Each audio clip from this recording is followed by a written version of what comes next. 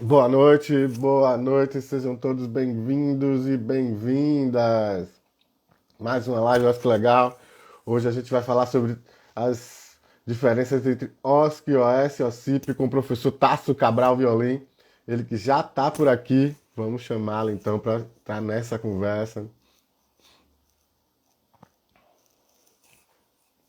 Pronto, já chegando aqui, já já nosso convidado, professor Tasso Cabral Violim.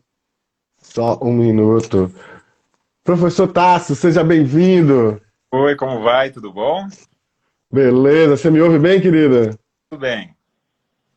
Ótimo, então, mais uma vez, seja muito bem-vindo. Queria de logo agradecer por demais a sua presença aqui, o seu tempo, para conversar um pouquinho comigo aqui e com nossa audiência também, né? A gente que vem fazendo essas lives aí já há quase 2 anos. Então, um prazer, uma honra muito grande contar contigo por aqui, tá bom? Então, Ah, fico muito feliz mesmo a possibilidade de você estar aqui com a gente. eu que agradeço o convite. É uma satisfação aí conversar com vocês e ainda mais sobre esse assunto que a gente gosta. Exato. Então, Tasso, eu queria dizer que a gente aqui, eu geralmente aqui já é uma tradição, já é um costume que eu tenho aqui nas nossas lives. Eu digo o nome do convidado, da convidada, digo qual é o tema, mas a apresentação eu deixo com a própria pessoa, porque assim ela pode destacar um pouco da sua carreira, um pouco do que trouxe até aqui, o que vem fazendo agora, enfim. Então a bola está contigo, apresente aí Tasso Cabral Violim para a nossa audiência. Olha, minha mãe acha que eu tenho cara de novinho aí, mas eu já tenho uma bagagem. Eu sou da área do direito administrativo, né? Então, sempre foquei nessa área, de aula na área do direito administrativo. E daí, no meu mestrado, o tema do meu mestrado acabou sendo esse. Eu fiz o meu mestrado em Direito do Estado na Universidade Federal do Paraná, e tratava do terceiro setor e as parcerias com a administração pública. Então, era num viés do direito administrativo. O meu orientador, na época, foi o nosso grande professor de direito administrativo aqui do Paraná, o professor Romeu Bacelar Filho. E essa minha dissertação, que por coincidência eu colei ela na Federal no mesmo dia que nasceu a minha filha, então tem a mesma idade da minha filha, essa dissertação, 15 Que anos já, legal. eu protocolei e daí foi o livro, né? Então, esse meu livro, daí essa minha dissertação virou o livro Terceiro Setor e as Parcerias com a Administração Pública, já está na terceira edição, acabou de esgotar até a terceira edição, vamos ver se publica ainda a quarta edição, né? Está até aqui o meu livro, Terceiro Setor e as Parcerias com a Administração Pública, uma análise crítica pela editora Fórum. E daí, eu, assim, tento não ficar só num tema, né? Então, daí o meu doutorado pela Federal do Paraná foi democratização dos meios de comunicação, e agora eu estou fazendo pós-doutorado na USP, que é na área de democracia e fascismo, né? E bolsonarismo, a gente está tratando dessas questões. Meu pós-doutorado em Direito do Estado na USP, com meu orientador é o ministro Supremo, professor Ricardo Lewandowski. Então, eu sempre tento diversificar aí os meus estudos. Mas, como esse meu livro acabou fazendo um certo sucesso, edição, então eu às vezes, sou mais famoso na área do direito do terceiro setor. E a gente tem, e eu até convido todos, então, a gente tem o nosso núcleo de pesquisa em direito do terceiro setor no programa de pós-graduação em direito da Universidade Federal do Paraná. O professor Manuel Eduardo Alves de Camargo e Gomes é o coordenador desse nosso núcleo de pesquisa e eu o vice-coordenador desse núcleo, cujo também é vice-coordenador o grande jurista também na área do direito do terceiro setor, que é o professor Eduardo Zazi, né, que está residindo em Curitiba e é o nosso coordenador. Então, eu até convido todos e todas, ainda mais nesse momento em que ainda continua virtual, o nosso grupo de pesquisa ele se uma vez por mês e o edital sempre está aberto. Então, pessoas que queiram entrar nesse núcleo, que por enquanto está virtual e daí pode participar gente do Brasil inteiro.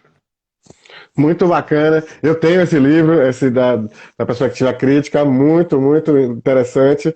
É, tem a participação e o prefácio ali do professor Carlos Montanho, que eu venho estudando também já há algum tempo, por conta da posição crítica que se tem, né? Às vezes se tem uma posição, poderia dizer até romantizada, desse terceiro setor, dessas parcerias. Eu venho discutindo também, hoje, atualmente estou estudando num grupo de estudos sobre administração política, né? Aqui na Escola de Administração da UFBA, e venho participando de alguns debates também, enfim. E toda essa questão da romantização de um terceiro setor que resolveria as políticas públicas, e a gente vendo também uma parte de precarização. Eu não sou do tipo que demoniza e nem romantiza, né? Eu sou, também me alinho a essa perspectiva crítica nesse sentido. Queria então que você falasse um pouco desse livro, já que a gente começou por aí. Vamos falar um pouquinho do seu livro para a gente entrar então na nossa diferença, nos três conceitinhos aí na nossa sopa de letrinhas. Pois é, eu sempre quis estudar um pouco mais a fundo essa questão, né? Eu fiz direito, a minha graduação, né, por mais que o meu mestrado e doutorado tenha sido na Universidade Federal do Paraná, minha graduação foi na Pontifícia Universidade Católica aqui do Paraná.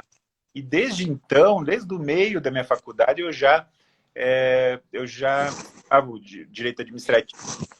No momento, tinha acabado de OS, as organizações sociais. E eu já tinha uma certa crítica a essa legislação, porque ela era uma lei federal, mas aqui em Curitiba já existia, desde aquela época, uma lei municipal das OS, e principalmente ela foi criada para fazer a terceirização na área da informática. Desde aquela época, eu aqui em Curitiba o Instituto Curitiba de Informática, que é o ICI, que agora até mudou de nome, agora é Cidades Independentes, mas basicamente esse instituto aqui no município foi utilizado para terceirizar toda a informática pública para essa hora, né? E desde então eu já era crítico, mas eu nunca tinha me aprofundado, né? A minha especialização eu acabei fazendo na área de agência reguladora, e aí no mestrado juntar o direito administrativo com essa questão do terceiro setor, e eu acabei escrevendo esse livro, né?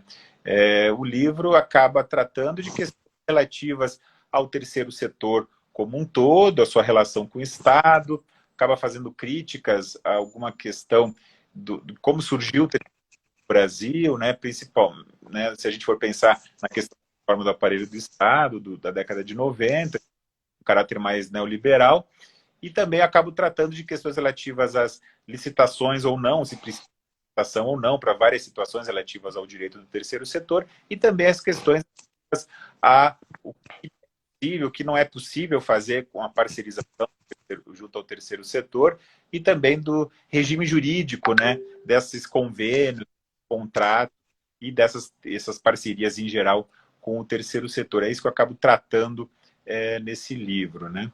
E daí eu fui atualizando ele nas novas edições, atualizando, e na época a lei das OSCs, né? Ainda existia o MIOSC, né? Então eu depois atualizei também o livro nos termos da legislação das OSCs. Muito bom, muito bom. Então, já que você falou do marco regulatório, né, e a lei das parcerias, a lei 3.019, e muita gente, inclusive, confunde, né, chama essa lei de Mirosca, quando, na verdade, a lei compõe esse chamado marco regulatório. E eu queria, então, que a gente entrasse no primeiro, né, levando aqui o mote da nossa conversa, no primeira sigla que a gente vai tratar, que é OSC, né, OSC. Então, falar um pouquinho desse conceito, do que é, quais as explicações, né, a partir do ambiente jurídico que o Mirosca, né, que o marco regulatório traz. Pois é. Realmente estudar o direito do terceiro setor, ainda mais no Brasil, é bastante complexo, né? Porque antigamente Complexo. eu acabo sendo de antigamente, a gente só basicamente discutia contratos ou convênios, né, com entidades de utilidade pública, então era bem mais simplificada a legislação relativa às questões do terceiro setor. E daí no Brasil, né, desde a década de 90, que vão surgindo aí esses títulos e essas qualificações, que depois a gente pode falar mais, que é, né, a questão das OS e das OCIPs, e daí anos depois, né, essa legislação que é a Lei 13.019 de 2014, que é a lei das organizações da sociedade civil, das OSCs ou das OSCs, como várias pessoas chamam, né? Eu, por coincidência até, eu acabei, é uma felicidade, uma honra para mim, eu acabei participando dos primeiros debates com relação a essa legislação, né? Porque, basicamente, no começo nas eleições da ex-presidenta Dilma Rousseff, que ela prometeu iria discutir com a sociedade civil organizada uma legislação nessa área do direito do terceiro setor. E daí, já em 2011, no primeiro ano do mandato da ex-presidenta Dilma, daí ela chamou um seminário internacional, e daí eu fui honrado de participar desse seminário, fui convidado, fui até Brasília para começar as discussões. O professor Eduardo Zazzi também estava lá, vários outros estudiosos do direito do terceiro setor estavam lá nesse seminário internacional em 2011, que foi o ponto inicial, né, de debates para essa legislação que veio daí surgir 3 anos depois, então, a Lei 13.019 de 2014. Lembrando que daí, um ano depois, ela sofreu várias mudanças, né? Então, em 2015 veio uma nova legislação que alterou bastante a lei das OSCs. Uma coisa que é importante quando a gente fala em OSC, e depois a gente pode diferenciar melhor com relação às... é que as OSCs não são títulos, não são qualificações concedidas pelo Estado para entidades do setor. Então a gente tem uma lei das OSCs, que eu basicamente quase que digo que antigamente a gente falava em ONGs, em ONGs, né, organizações não governamentais. Depois, a partir da década de 90, a gente passa a falar no Brasil do terceiro setor, né, desse setor que não seria nem Estado, nem mercado, que não seria nem empresas lucrativas e nem Estado, né, uma pessoa jurídica, estatal, seriam essas entidades desse terceiro setor. E daí, essa legislação, ela acaba ajudando bastante. Ela acaba não resolvendo tudo, porque assim não se teve muita coragem de, por exemplo,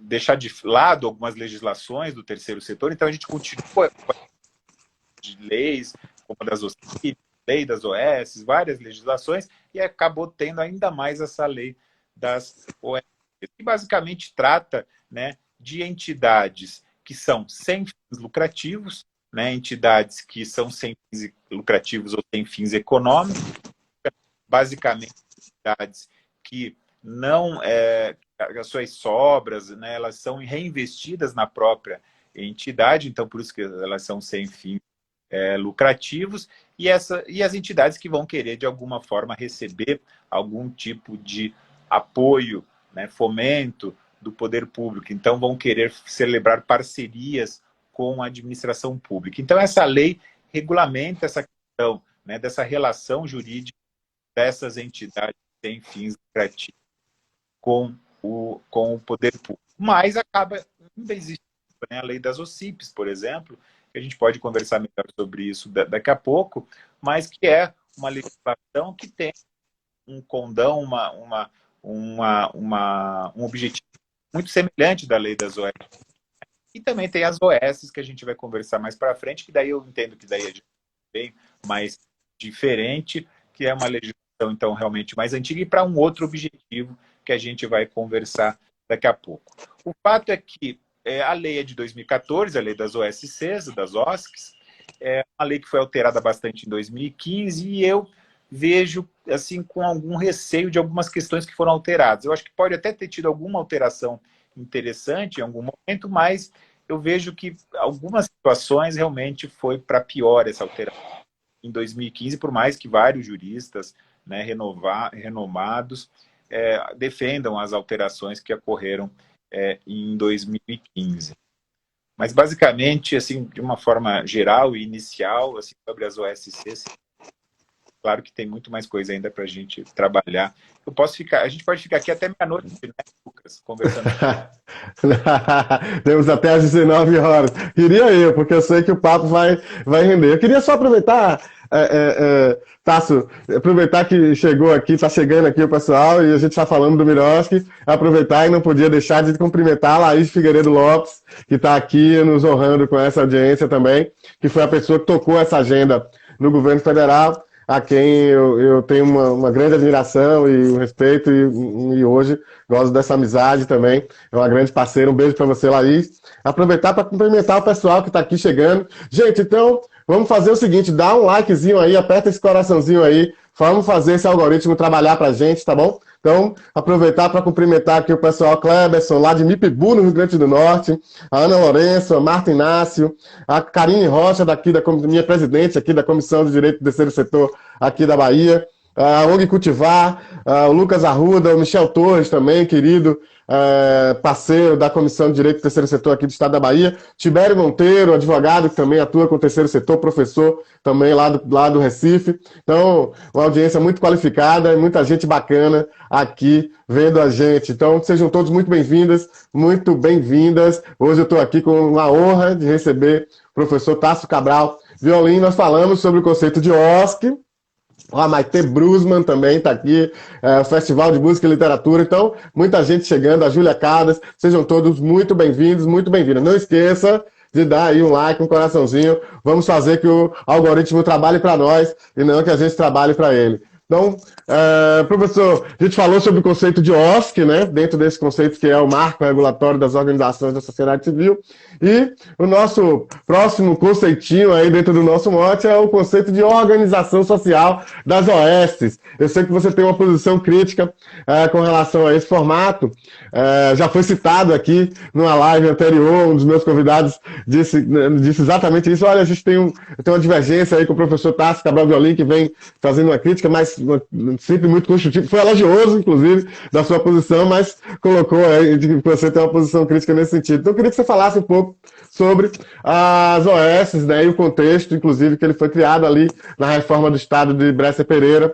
Enfim, vamos lá, vamos para as OSs agora. Bom, a história...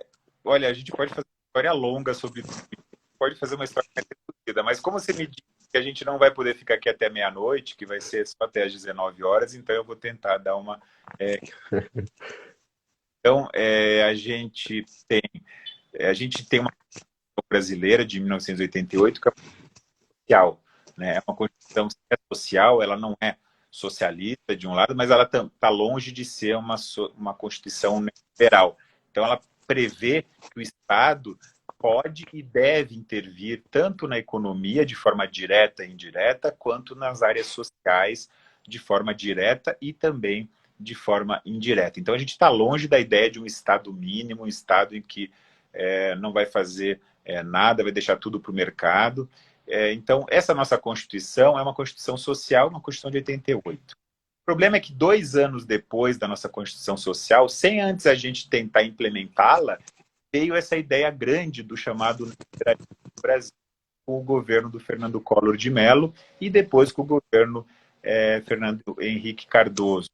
No governo Fernando Henrique Cardoso, a ideia da reforma do aparelho do Estado, né? Então foi criado o MARI, o Ministério da Administração e Reforma do Estado. O ministro do MARI era o ministro Bresser Pereira e foi criado então o chamado Plano Diretor da Reforma do Aparelho do Estado, né? Que era um documento de 1995. Esse documento, ele não era um documento jurídico, ele era um estudo, era um plano, né? A partir desse plano que daí surgiram mudanças constitucionais e também leis, né?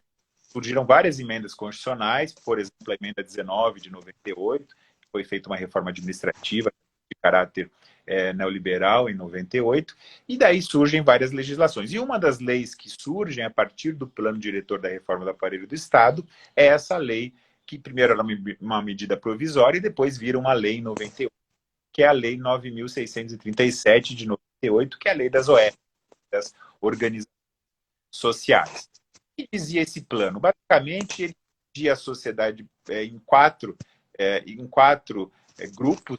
Existiria o núcleo estratégico, e daí é a alta cúpula dos poderes, isso eles não são tão radicais assim, não pode mudar, né? O poder judiciário, o poder legislativo, mas que tenham pessoas contrárias ao poder legislativo. Tinha também nesse plano diretor a figura das atividades exclusivas do Estado, que eram atividades que também só o Estado poderia fazer, e daí o plano diretor também não queria privatizar isso, queria no máximo ficar ideias gerenciais, né, na administração gerencial, setor, como, por exemplo, a criação de agências reguladoras, né, agências executivas, então eram as atividades exclusivas, como, por exemplo, atividades de regulação, de poder de polícia, atividades de cobrança de impostos, etc. O terceiro rol de atividades desse plano diretor eram os serviços sociais, né? Os serviços não exclusivos do Estado, as atividades não exclusivas do Estado, que seriam basicamente educação, saúde, questões relativas ao meio ambiente, assistência social, toda aquela parte da ordem social da Constituição de 1988. E daí, nesse caso, como são atividades não exclusivas do Estado, a ideia do plano diretor era, eu coloco entre aspas, era publicitar as atividades. Então, seriam atividades que não seriam exclusivas do Estado, elas seriam, entre aspas, publicizadas para entidades privadas sem fins lucrativos. Então, para essas chamadas entidades do terceiro setor, que não fariam parte nem do Estado, com as amarras do Estado, mas também não fariam parte do mercado, né, da finalidade lucrativa do mercado. Então, seriam entidades privadas fins lucrativos de interesse público, porque elas acabariam atendendo áreas sociais importantes, como educação, saúde, assistência social, meio ambiente e outras mais. Então, essa era a ideia do plano diretor, que o Estado deixasse de prestar diretamente esses serviços, como educação, saúde e outros serviços sociais. Essas atividades acabariam sendo repassadas para o terceiro setor. Vários juristas do direito administrativo chamam isso não de publicização, mas de privatização, porque seria uma atividade que estava sendo repassada pelo Estado e acaba sendo repassada para entidades. Então, seria uma privatização em sentido amplo.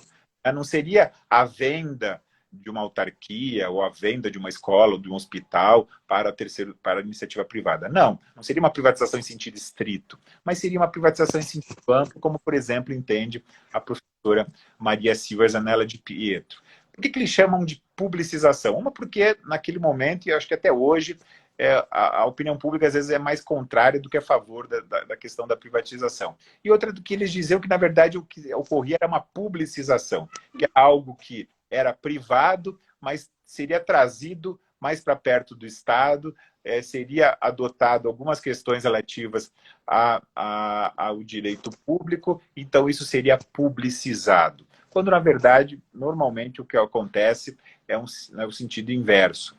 E daí, esse plano que é de 35, ele acabou influenciando a criação da Lei das OS, uma lei de 98, que era medida provisória e virou lei em 98. Essa lei é uma lei federal e não nacional.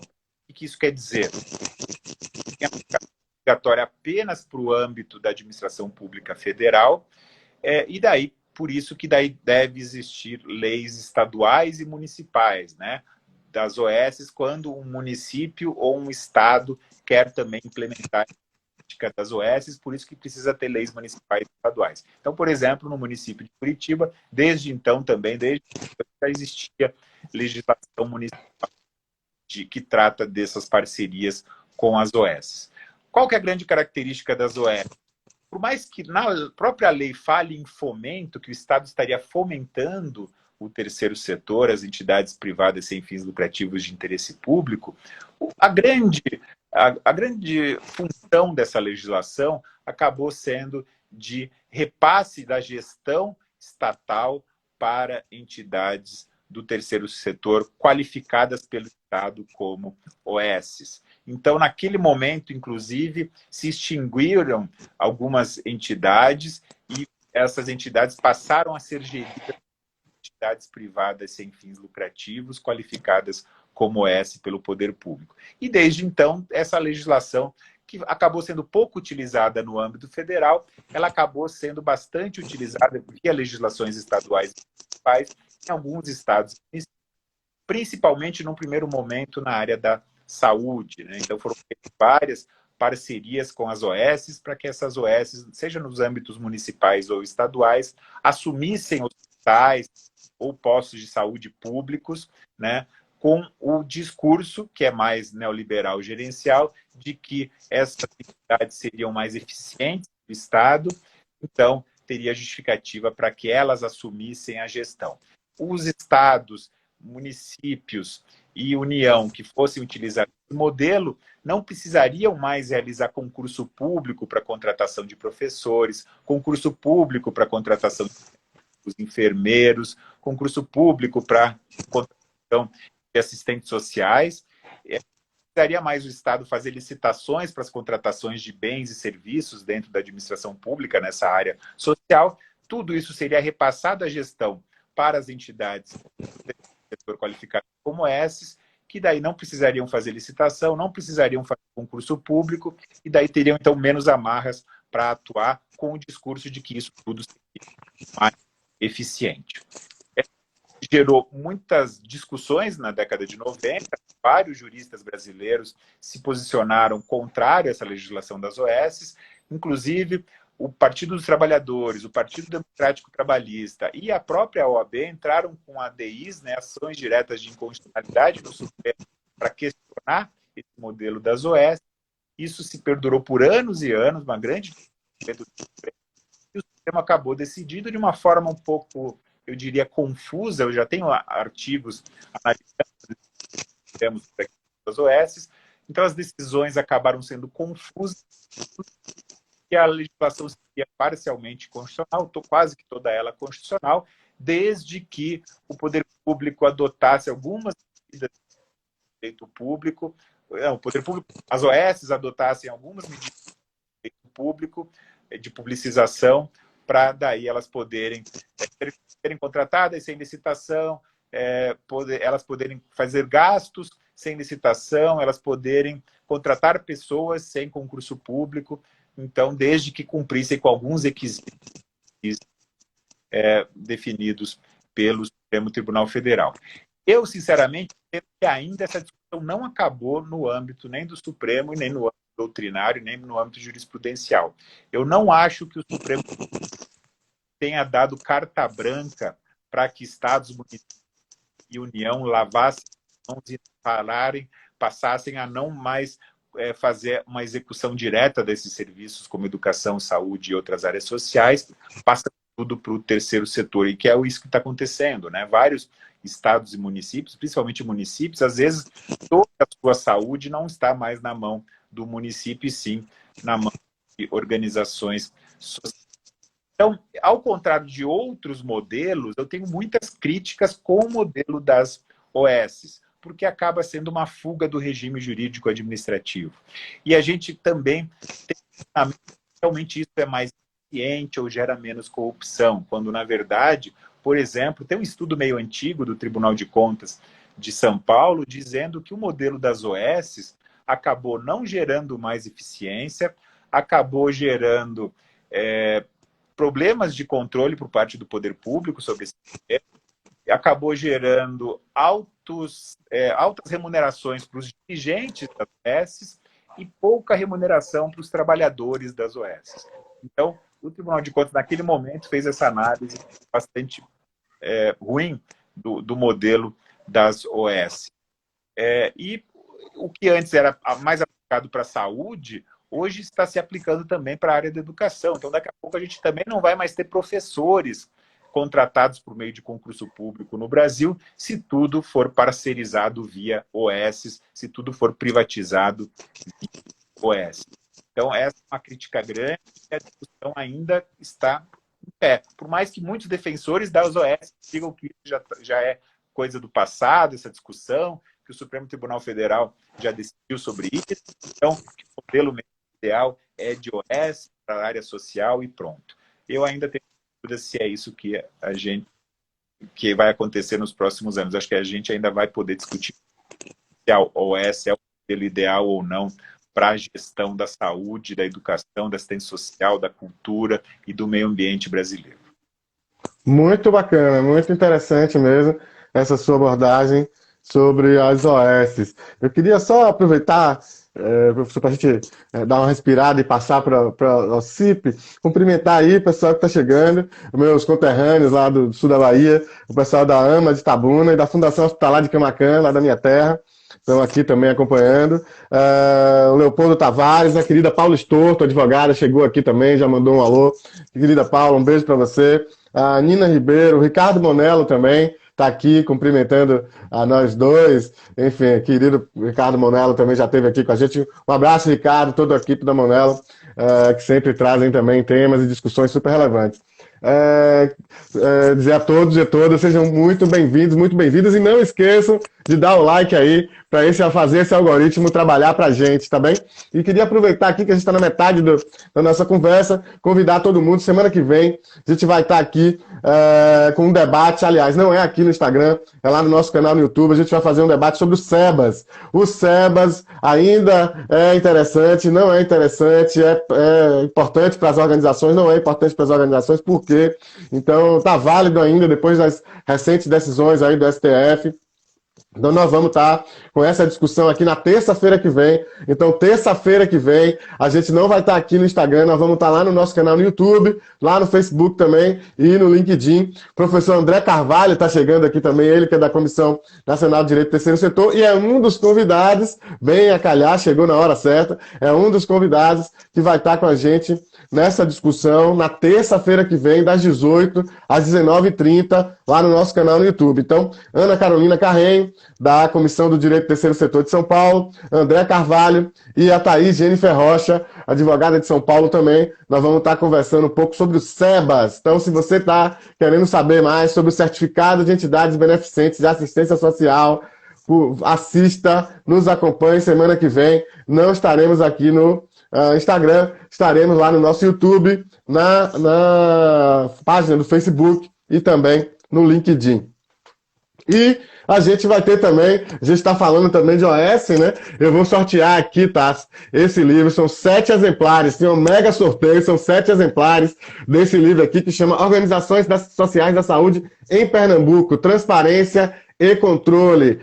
Ele é da Ana Dolores Barros de Oliveira Malta. Esse livro está disponível para download, tá, gente? Não é uma exclusividade aqui, ele pode ser baixado, mas a gente tem ele, vamos distribuir aí esses 7 exemplares. Estão aqui, são vários. Queria agradecer a professora Tereza Nóbrega, da Comissão de Direito do Terceiro Setor lá do Pernambuco, ela que me mandou, ela é orientanda, né, da professora Tereza Nóbrega, a autora, e a gente vai sortear. Serão 2 livros para a região Nordeste, 2 para a região Norte, e 1 para a região Centro-Oeste, 1 para a região Sul e 1 para a região Sudeste. Então, 7 livros. Você vai, essa semana, amanhã, acredito, eu vou postar o card da promoção aqui no Instagram. Você vai comentar lá na postagem, vai marcar 3 amigos e vai dizer a cidade e o estado, porque é por região, né? E você vai postar lá a sua cidade e seu estado para ser sorteado. A gente vai fazer esse sorteio na live, na última live do ano, dia 14 de dezembro. Aqui a gente vai estar com a Lúcia Bludeni e com esqueci o nome da outra convidada, mas já digo. E a gente vai estar falando sobre a gente vai estar fazendo esse sorteio e, né, dizendo quem são os ganhadores do livro sobre as OS. Mas vamos lá, vamos seguir aqui na nossa pauta. E a gente tem mais um conceito, a gente já falou sobre OSC, a gente já falou sobre OS, eu tenho ainda algumas perguntas também. Gente, se vocês quiserem fazer pergunta ao professor Tasso, é aqui, hein? Manda aí, pessoal do Viva Direito chegou aqui também. Um abraço para vocês. Então vamos lá. OCIP, Organização da Sociedade Civil de Interesse Público, também surgida ali nos anos 90, no contexto da reforma do Estado. Vamos lá, OCIP.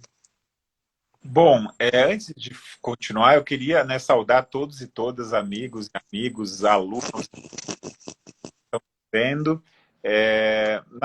na pessoa da professora Laís, né, que é uma das grandes juristas brasileiras nessa direito do terceiro setor. A professora Laís é a nossa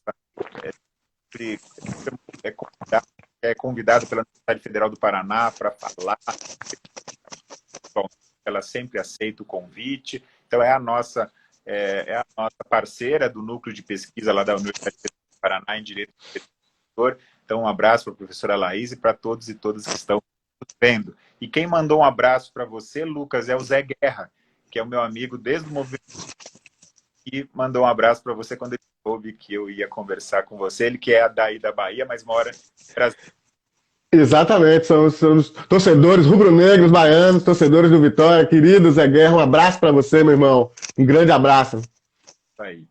Então, com relação aos OSCIPs, né? Então, é uma sopa de letrinha, é muita coisa, mas elas são diferentes, né? Então, a gente falou primeiro das OSCs, das OSCs, que são organizações da sociedade civil. Depois a gente falou das OS, que são as organizações sociais. E agora a gente vai falar das OSCIPs, que são as organizações da sociedade civil de interesse público.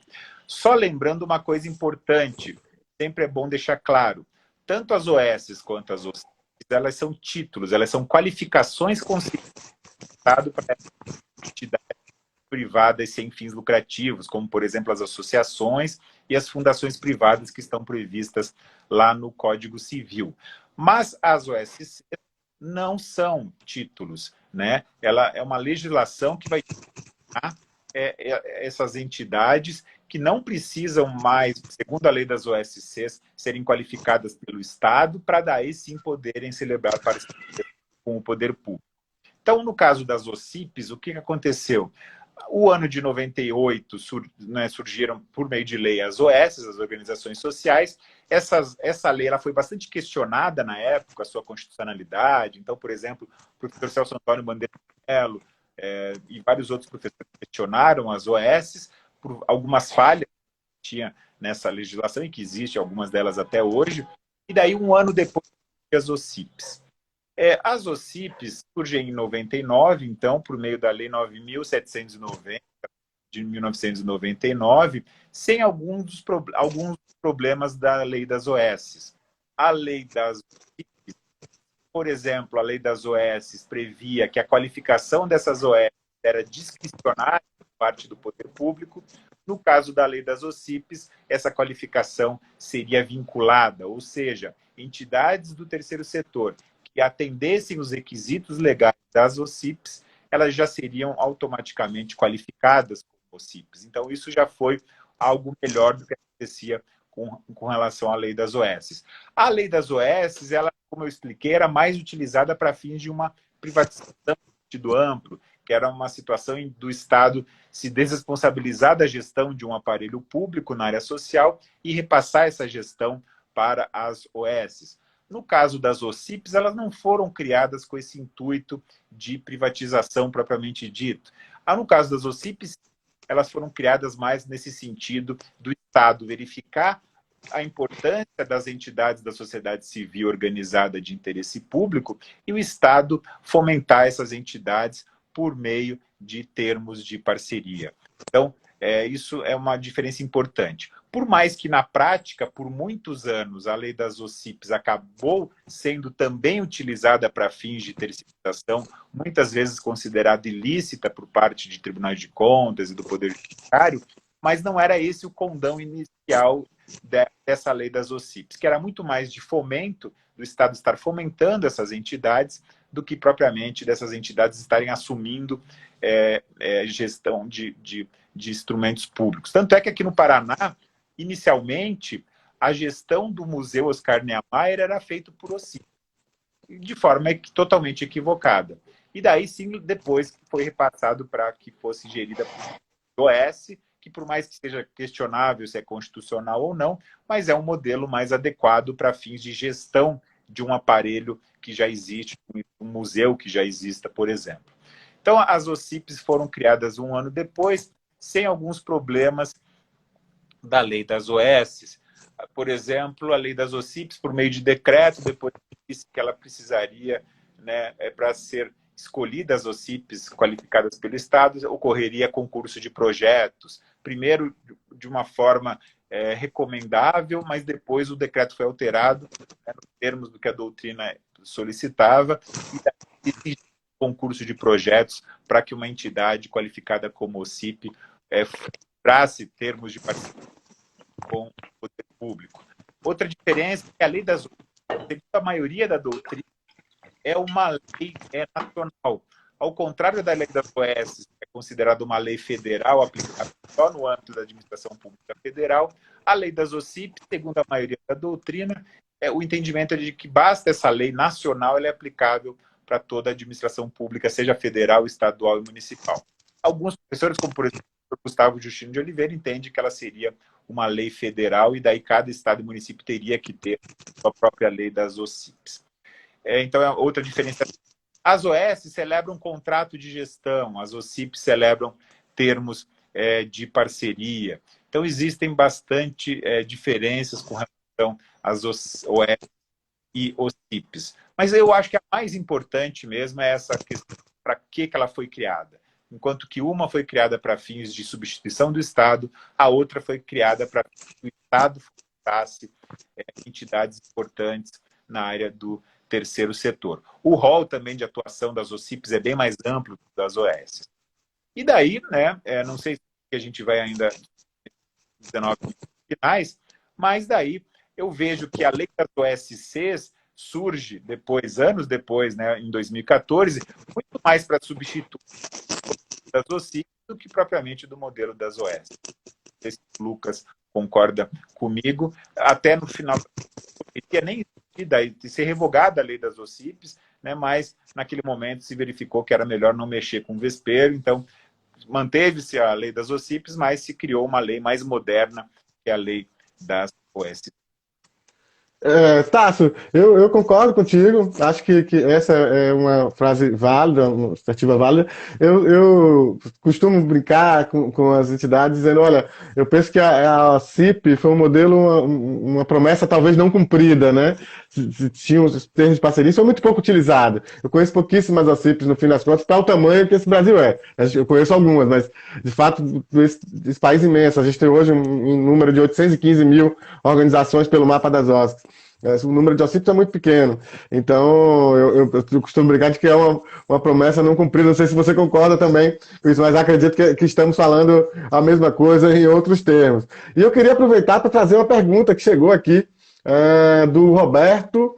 Ele está dizendo, com a publicação da lei do Miroski, as OCIPs, embora não revogadas, perderam sua força, objetivo, ainda é válido obter essa qualificação? Então, jogo para ti, professor. Eu acho que vem ao encontro do que você já estava falando, né, Lucas?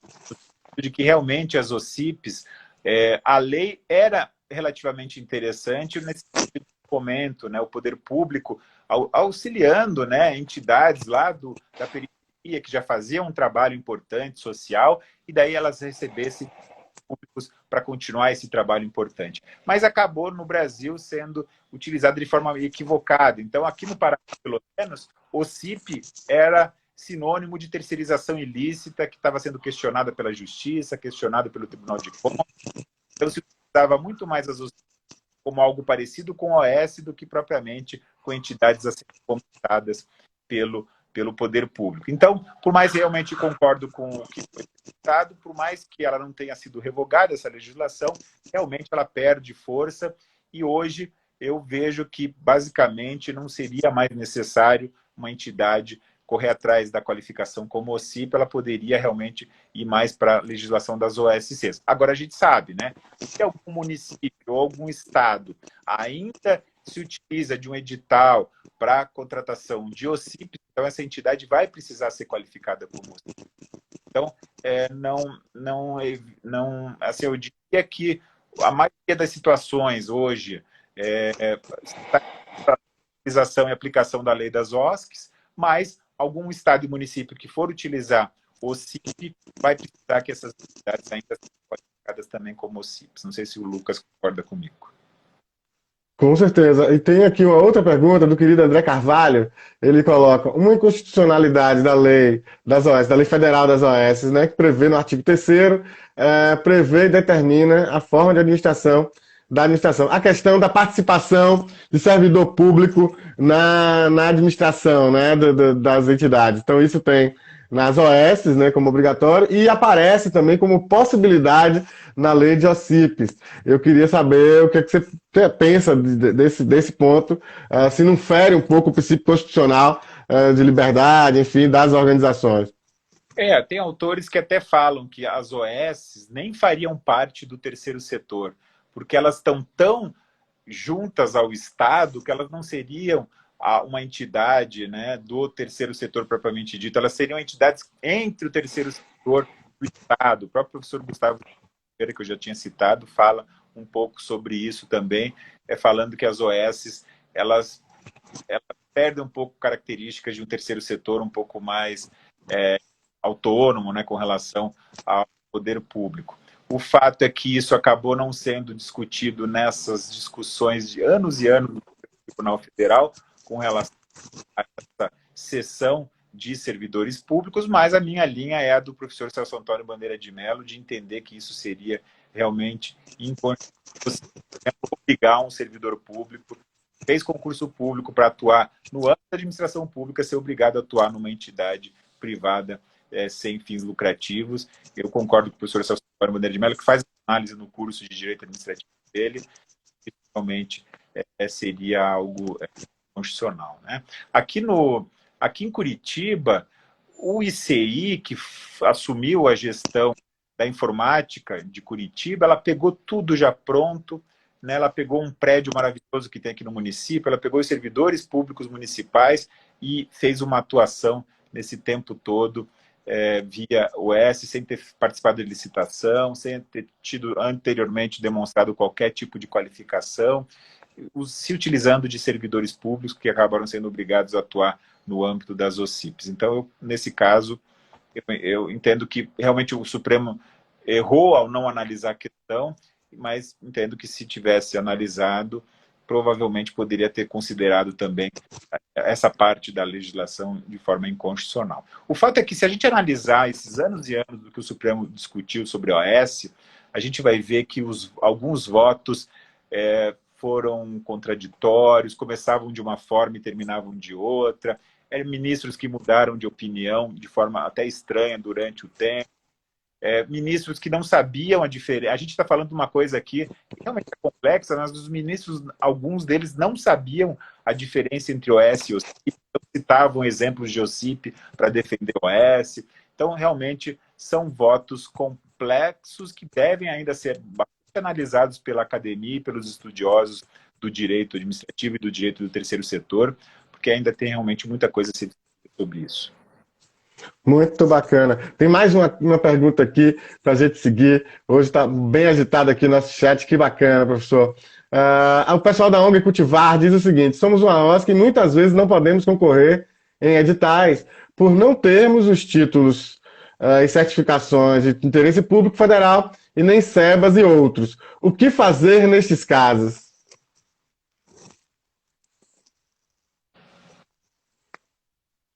Bom, essa é uma das diferenças, por exemplo, com relação à lei das OS, né? A lei das OS, quando a entidade é qualificada como OS no âmbito federal, ela já ganha essa certificação de utilidade pública e interesse público no âmbito federal, né? Agora, realmente, o SEBAS que você falou, vai discutir na próxima, acho que é no próximo programa, né? Na terça que vem. Ainda é um certificado importante, seja na área da saúde, educação ou da assistência social. Então, realmente, é bastante recomendável que as entidades não só cumpram com a lei das OSCs, mas também aquelas que atuarem nessas áreas consigam conseguir, pelo menos, o SEBAS, né, o Certificado de Entidade Beneficente de Assistência Social, no mínimo. E aí, os títulos de utilidade pública podem ser conquistados no âmbito municipal e estadual, né? A entidade pode ainda conseguir esses títulos no âmbito estadual e municipal. Muito bom, muito bacana.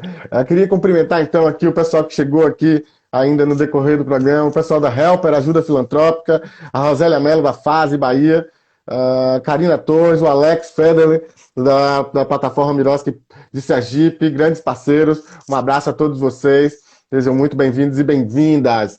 E eu queria trazer, a gente vai falar então sobre o núcleo de pesquisa, ainda dá tempo, ainda sobre o seu programa também, lá no Instituto Adélio Pass, né, para apresentar para o pessoal. Mas eu queria trazer um elemento só, que é uma fala que eu ouvi, eu fiquei um pouco estarrecido aqui de uma pessoa do governo do estado da Bahia, é uma pessoa importante, enfim, nessa relação de parceria, enfim, né? E ele disse que o Miroski e o sistema de OS, o regime de OS, é a mesma coisa, era discricionário para o gestor escolher, nas situações de parceria, o que é que ele ia utilizar. Colocou a discricionariedade em absoluto, né? É o gestor quem escolhe. Eu fiquei estarrecido com aquilo, porque a gente vinha trabalhando no Confoco todo o regulamento para as parcerias do Miroski, né? Os acordos de cooperação, os termos de fomento, colaboração, enfim, e de repente a gente ouve de que o gestor pode usar aquilo ali ou não. Então eu queria que você dissesse um pouco o que é que você acha, o que é que você pensa com relação a isso. Você já falou bastante dessa diferença de OS e OSIP, mas eu penso que agora é um pouquinho essa diferença justamente entre OS e OSC de uma maneira geral. Pois é, me parece que haveria até uma certa discricionariedade entre usar o modelo das OCIPs e das OS, ou das OSCs, mas sempre levando em consideração que se a gente entende que o modelo das OSCs ele é menos burocrático, né? Eu não falo burocrático, menos burocrático, melhor o interesse público, ele é mais moderno. Então, teria que verificar se há justificativa para se escolher o modelo das OCIPs e não o modelo das OSCs. Então, seria quase que uma preferência sempre se utilizar do modelo das OSCs. É mais ou menos o que acontecia até pouco tempo atrás com relação às licitações, né? Era possível escolher pregão ou convite de modalidade para baixos valores. Mas daí qual que era a justificativa de escolher convite, sendo que o modelo do pregão era bem melhor para atendimento do serviço público? Então agora, né, acabou essa discussão com a nova lei de licitações, mas são discussões semelhantes. Agora, com relação ao OSC, pelo que eu tentei explicar aqui nesse programa, que a gente infelizmente vai acabar daqui a 8 minutos, eu queria ficar aqui até meia-noite, são modelos realmente totalmente diferentes para situações totalmente diferentes. A gente vê o modelo das OSCs, né, como realmente um modelo que vai se celebrar termos de colaboração, ou termos de fomento, ou acordos de cooperação, bem mais no sentido realmente da administração pública estar fomentando a iniciativa privada sem fins lucrativos, do que propriamente a administração pública está abrindo mão da gestão de aparelhos estatais para entidades privadas sem fins lucrativos, que é o caso das OS. Então, se a intenção, por mais que eu seja contra, de um Estado, de um município ou da União, é de pegar uma estrutura estatal que atue na área social e repassar a gestão dessa estrutura estatal para uma entidade do terceiro setor, é o modelo das OS, que eu entendo que é inconstitucional, mas é o modelo que está vigente hoje. Agora, se o poder público daí pretende, né, colaborar, fomentar, cooperar com o terceiro setor, daí é o modelo das OS. Muito bacana. Eu concordo em gênero e número e grau. Eu fiquei, de fato, confesso que eu fiquei abismado no dia com essa afirmação, mas não era um espaço de debate, então eu ouvi e fui refletir sobre isso, e entendendo que teria a oportunidade de sentar com essa pessoa, que é muito aberta ao diálogo, enfim, para esse tipo de conversa mais conceitual. Possivelmente vamos aprofundar um pouco mais isso. Eu queria, então, a gente está caminhando para o final. Queria que você falasse de novo, né? Você citou, então, a sua trajetória como vice-coordenador do Núcleo de Pesquisa em Direito do Terceiro Setor e Políticas Públicas do Programa de Pós-Graduação em Direito da Universidade Federal do Paraná. Queria que você falasse um pouco mais. Tem um site, enfim, para o pessoal chegar lá, porque tem bastante informação. Eu sei que os alunos estão aqui. Queria também aproveitar e cumprimentar o professor Eduardo Sazzi, toda a equipe do Núcleo e os alunos também. Sei que muita gente passou por aqui hoje para prestigiar também a sua vinda aqui. Então, eu queria que você falasse um pouquinho, apresentasse para a nossa audiência o Núcleo. Pois é, uma honra participar desse núcleo, né? Eu que fiz o mestrado na Federal, fui convidado, né, pelo professor Manuel Eduardo, que é o professor, né, responsável por esse núcleo, é o coordenador desse núcleo. O professor Manuel Eduardo, ele atua em várias áreas, como direito do terceiro setor, direito administrativo, teoria do Estado, meio ambiente, e ele nos abre essa possibilidade da gente ter esse núcleo na Universidade Federal do Paraná. O nosso núcleo ele tem Facebook, com esse nome, né, Núcleo de Direito e Políticas Públicas da Federal. Tem um Instagram, que o Instagram nosso é o FPR Direito 3 Setor, é o nosso Instagram, e lá é divulgado os nossos editais e as nossas reuniões, do que a gente faz. A gente normalmente faz reuniões todo mês.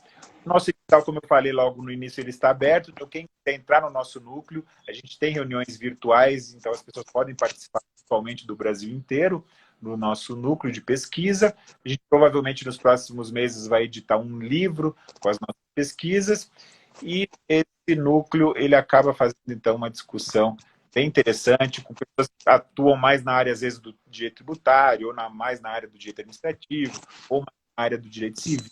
O direito do terceiro setor ele é bom porque ele realmente permite que pessoas amplos na área do direito. E até a gente tem, por exemplo, uma contadora que é graduada em contabilidade, mas é especialista no direito do terceiro setor e por isso também faz pesquisa nessa área. Então, o nosso núcleo, claro que os documentos oficiais eles são publicados lá na página oficial da Federal, da PPGD, da Federal, do Programa de Pós-Graduação, só que assim, o Instagram acaba sendo mais ágil na divulgação, então realmente a gente comunica melhor com a sociedade pelo Instagram e um pouco também pelo nosso Facebook. Todos estão convidados a acompanhar as nossas redes sociais e também quem tiver interesse de ser membro do nosso núcleo de pesquisa.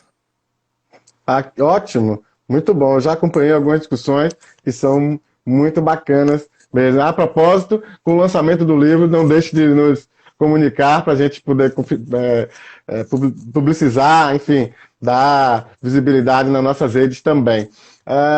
Professor, então você tem um programa, você apresenta um programa, eu já assisti alguns, super interessantes, que chama Estado e Administração Pública em Debate. Não é um programa específico sobre o terceiro setor, sobre organizações, é um programa sobre direito administrativo, enfim, administração pública.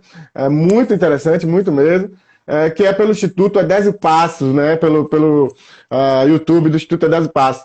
Eu vi Gilberto Carvalho, eu vi Suplicy, né? Vi algumas entrevistas interessantíssimas, o próprio Montanho, Carlos Montanho lá também, dentre outras, né, ligadas a esse específico. E eu queria que você falasse um pouco, o pessoal convidasse também o pessoal para assistir, para acompanhar, porque são interessantíssimos, né? Para além do campo do terceiro setor, mas numa perspectiva mais ampliada também. Pois é, o meu programa ele é mensal pelo Instituto Edésio Passos. Ele passa ao vivo no YouTube e no Facebook do Instituto Edésio Passos, mas tem também aqui no Instagram o link, né, para esse meu programa. O Instituto Edésio Passos acaba tendo programas na área do direito do trabalho, direito previdenciário, educação, políticas públicas. Então é bem interessante e eu realmente trago doutrinadores da área do direito administrativo, direito constitucional, do terceiro setor, né? Você já falou, eu trouxe o Carlos Montanho, o Silvio Luiz Rocha, né, o juiz, também tem um livro sobre o terceiro setor, o Gilberto Carvalho, que é foi o ministro do governo Dilma responsável pelo Miroski, o próprio Fernando Mânica, né, o professor Fernando Mânica, que na área dos grandes nomes do Brasil, nessa questão da parceria, mais que a gente tem. Já teve aqui comigo também, falando sobre o portal das OS. Isso aí. Então, todos convidados para cada primeira quinta-feira de cada mês, o nosso programa. Na próxima quinta-feira, não dessa semana da outra, vai tratar de questões de punitivismo, mais na área penal, mas normalmente são temas relativos ao Estado e à administração pública.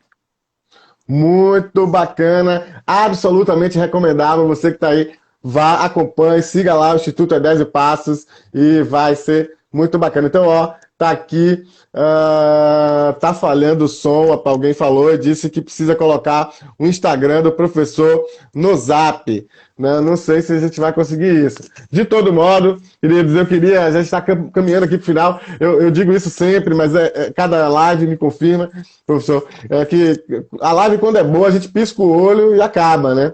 A gente estava começando aqui uma conversa, estava super interessante, eu anotei aqui algumas perguntas, hoje a participação foi muito grande, muito interessante, muito pujante aqui no nosso chat também. Tenho certeza que ficou todo mundo com essa sensação de querer um pouco mais, mas é isso.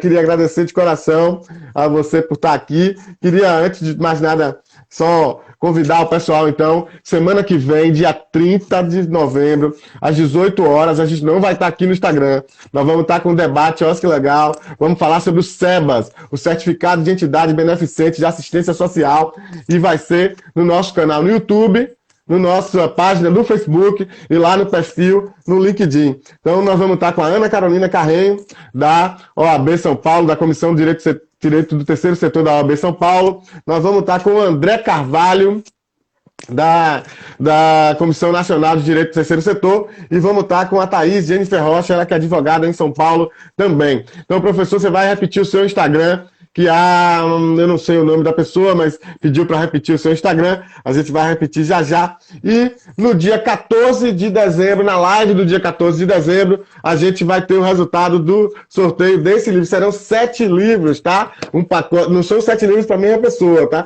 São 7 livros, a gente vai sortear um pacote inteiro, são 2 para a região norte, 2 para a região nordeste, 1 para a região sudeste, 1 para a região sul e 1 para a região centro-oeste. O livro, é esse aqui, tá? Organizações Sociais da Saúde em Pernambuco, Transparência e Controle. A autora é Ana Dolores Barros de Oliveira Samalta. Então você vai comentar na nossa publicação amanhã, eu vou postar, né? Vou colocar o post aqui no nosso Instagram. Você vai comentar lá, vai marcar 3 amigos e vai dizer a cidade e o estado de onde você está, porque aí a gente vai encaminhar os livros. Queria aproveitar para agradecer a minha equipe do Oscar Legal Instituto, a gente que vem trabalhando bastante agora no planejamento para 2021, muitas novidades virão aí.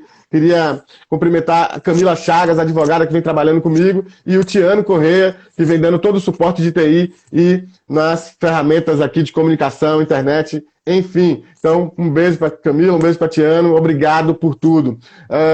Queria também agora, enfim, aproveitar e cumprimentar o professor Tássio Cabral Violim, falar da minha admiração pelo trabalho dele, um dos grandes juristas, uma das grandes pessoas que vem discutindo as questões de direito administrativo e terceiro setor nesse país. A gente não precisa concordar com tudo, e é essa a grande riqueza, né? A gente, né, professor, e você que é um crítico também dessa ignorância que está instalada no país hoje, de seres inimigos, de parecer que a gente tem discordar, é ser inimigo, a gente tem que combater isso, a gente tem que ter pluralidade de ideias, e você é um cara que vem fazendo isso, fazendo essa discussão e se colocando criticamente com relação a essas questões. Eu tenho uma admiração muito grande pelo seu trabalho, pelo seu posicionamento, e fico muito feliz e honrado da sua presença aqui, não só para conversar comigo, obviamente, mas para expor essa sua experiência, sua sapiência e tudo que você traz, toda a sua discussão para o nosso público, né? Então, eu queria agradecer muito, muito mesmo de coração por você ter vindo aqui, e passo a bola para que você deixe aí suas honrosas despedidas para o nosso público também. Muito obrigado, Lucas. Foi uma satisfação participar do teu programa, desse programa da OSC Legal Instituto. Sempre vou ficar à disposição, e o Núcleo de Pesquisa em Direito Terceiro Setor da Federação à disposição de você, do Instituto e de todos que estão nos vendo. Deixei aí digitado o meu Instagram, que é Tássio Cabral Violim, e também o Instagram do Núcleo de Pesquisa, que é o FPR Direito 3 Setor. Estão todos convidados e convidadas para participar. Um grande abraço para todas, e a gente se vê por aí, presencialmente e virtualmente. Muito bacana, muita felicidade poder contar com essa referência que é o professor Tássio Cabral Violim por aqui. E só para finalizar, terça-feira lá no nosso canal no YouTube, debate OSC Legal sobre SEBA, Certificado de Entidades Beneficentes de Assistência Social. Encontro vocês lá terça-feira, um abraço, tamo junto e até lá. Valeu!